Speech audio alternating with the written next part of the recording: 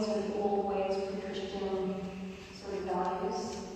And of course, in the early modern period, we had the rise of capitalism. We were moving out of monarchy, moving out of these kind of feudalist ways, and capitalism was on the upscale. At the same time as these British trials, we also had slavery.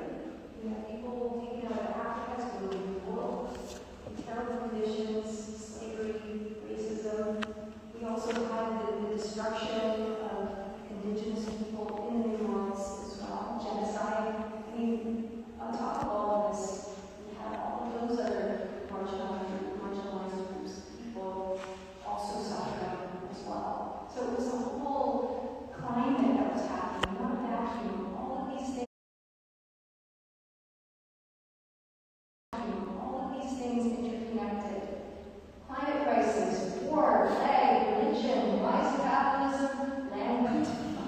It's still going on. We still have a lot of this shit happening every day on the news. We see all of these check the boxes, right? And what happens when all of this shit is so shitty?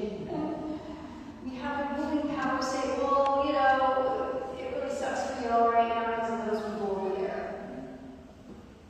It's kind of their fault because they're doing this and that means you don't have jobs, or they're doing this so you don't have any food.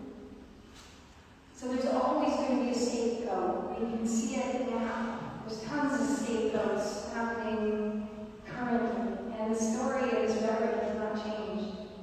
So in the early modern period, in the times of the witch trials, a certain group of people were seen as scapegoats.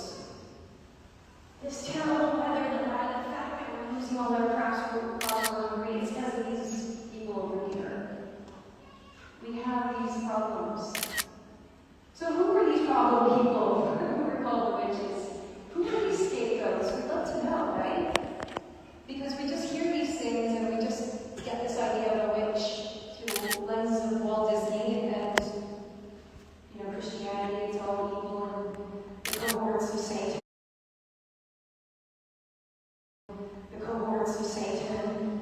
So who were the witches? I like to go into the etymology. I always like to just discover what is the meaning of a word. Because what is a language? And syntax is part of its own magic. Magic is language, it's intention, it's syntax. And so I like to look at the word witch. Where did it come from? Well, it comes from the word witchet, which is a woman who practices sorcery or magic. And we also have the male counterpart, which is a man who practices sorcery. What is sorcery?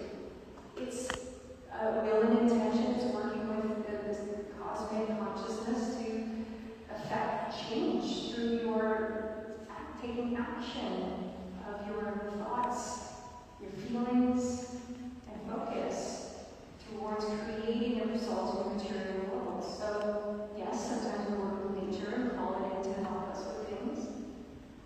And that is the zone. But we have also the word wit. Which sounds a lot like wit.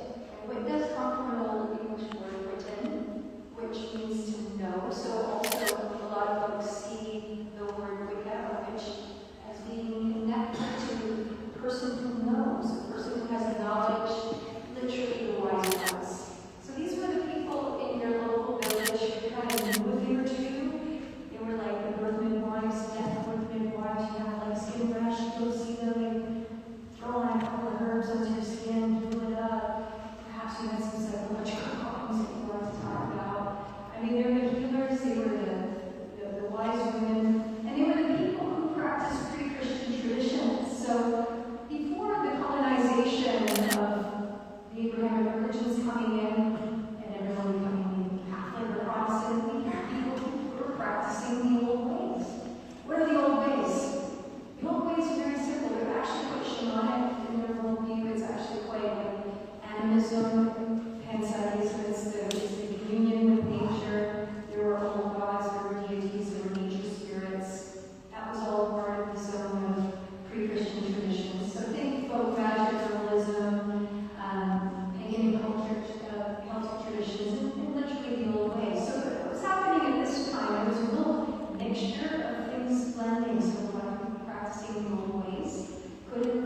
identified as Catholics or Christians, but they were still practicing the old ways. So there's a mixture of two belief systems kind of melding together. That was pretty common. It's a bit like if you go to Mexico City now, if you go to Mexico, you see people practicing the old ways, the Aztec ways or the Mayan ways mixed in with Christianity. So not too dissimilar. So that was a defining part of the witch. Also, they seemed to be people, women who were older, widowed, or unmarried. It was all the perimenopausal or the postmenopausal women that were seen like less useful and therefore more susceptible to evil, right? So you're going through your emotional cravings and stuff, you know? So there's something wrong with her. She must be possessed.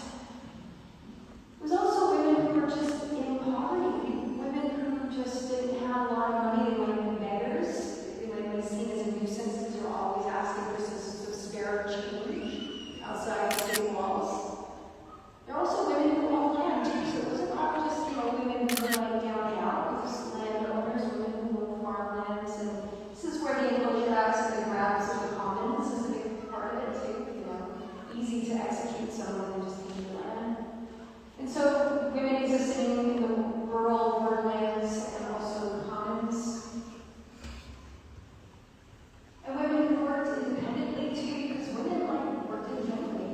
Did you know you needed beer was a whole industry that was headed up by women? Women kind of ruled all that zone. And cottage industries, that's where we get cottage industries. There's a lot of women that were trades and crafts and worked independently. So a lot of that was easily grabbed or just made defunct.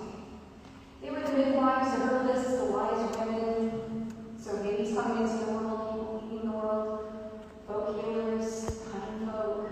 A real mix, women who challenged male authority as well. So either through economic or social independence, they weren't usually the ones specifically at risk. Women did have husbands, spinsters, or LGBT gay women who never married and they marginalized just due to their unusual way of living under that kind of patriarchal system. Eccentric as well, just women who might have been hot, they might have had mental health issues, they might have been schizophrenic, there could have had dementia. So any women with strange behavior, or had physical or health traits, or kind of leg or some sort of unusual, they might have had a missing limb or a leg that didn't function properly. So sometimes physical things, people were separated out for that. And also just women who were involved in disputes, so a little bit Jeremy Kyle kind of action going on, and people just getting upset about the roles of gossip. This also created suspicion.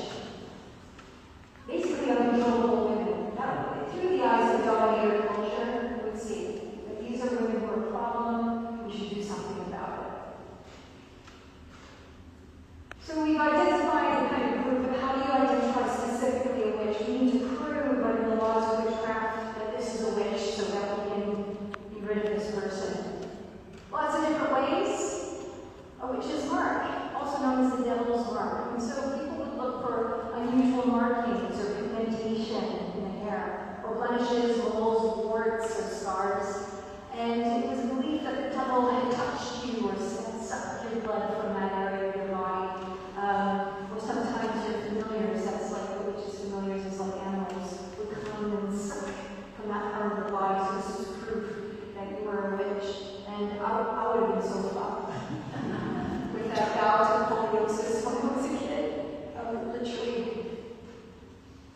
And so let's get into the familiars. Familiars are like animals, cats, dogs, toads, birds, you name it. They were kept by the accused, believed to be the demonic helpers, so they would get out of the hat and say, hey, go out there. What function make their crops, And so the idea is that they would perform magic or they could be spies. The thing is, women at that time had cats. It was a way of keeping the rats away. I mean, think of those plagues and what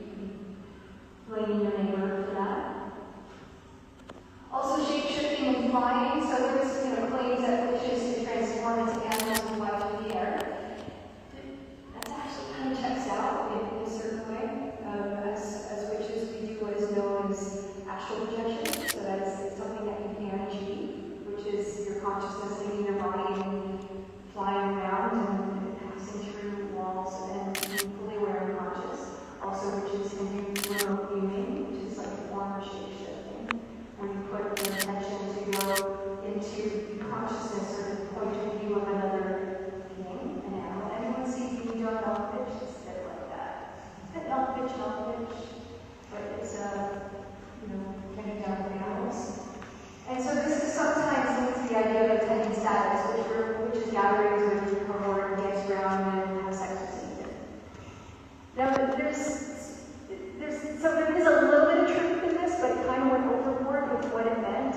And so let's get into it. Which is on broomsticks, seems to be a really iconic kind of image for witches.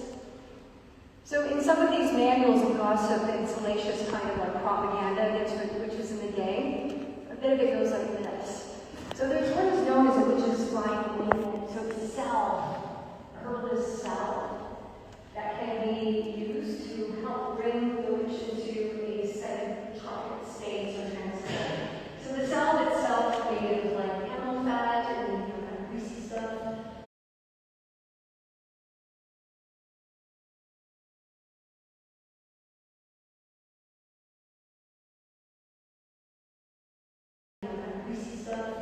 Also had a whole mix and concoction of various